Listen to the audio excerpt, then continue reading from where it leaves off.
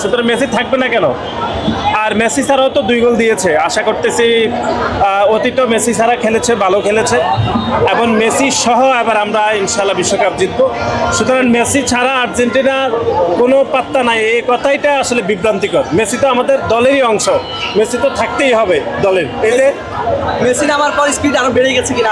একটু বেড়েছে, কিন্তু আমি আরও প্রত্যাশা করেছিলাম যে আর একটু বাড়বে, তো সেটা একটু কম হয়েছে। আশা করতেছি পরের ম্যাচে ভালো ভালো খেলে আরো ভালোভাবে জিতবে। আর্জেন্টিনা গোল করতে পারে না, এই অপবাদতা আজকে ভেঙে দিল। সমালোচকরা এবার কি বলছে?